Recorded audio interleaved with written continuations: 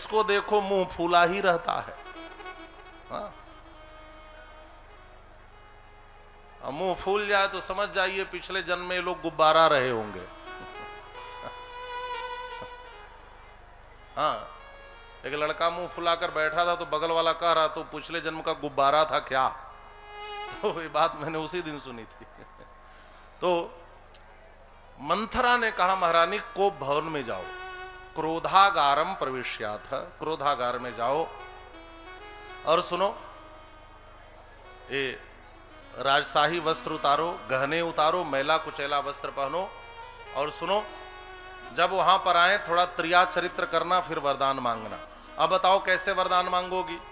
महारानी कैकेयी ने कहा आएंगे तो मैं कहूंगी कि जो 2 वरदान आपने देने के लिए कहा था वो दो। मंथरा ने कहा नहीं मिलेगा। हाँ, मैं कहूंगी कि पहले प्रतिज्ञा करो कि मैं जो मांगूंगी उसको दोगे, तब तो मिलेगा। मंथरा ने कहा फिर भी नहीं मिलेगा। क्यों? कहा महामुनि विश्वामित्र ने भी प्रतिज्ञा कराई थी, कुरुस्वराज शार्दूल भव सत्य प्रतिस्रवः। महाराज प्रतिज्ञा करिए मैं जो मांगूंगा आप दोगे। और जब उन्होंने राम को मांग लिया तो महाराज ने कहा था प्राण दे सकता हूं लेकिन अपने राम को नहीं दे सकता। सब सुत प्रिय मोहि प्राण की नाई, लेकिन राम देत नहीं बनई गोसाई। राम के बदले देह प्राण ते प्रिय कछु नाही, सो मुनि देव निमिष एक माही।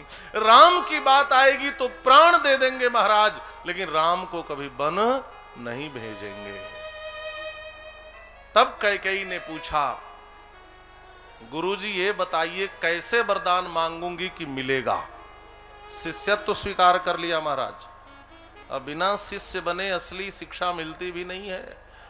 अब तो मंथरा पालथी मार के पलंग पर कैकेयी के बगल में बैठ गई।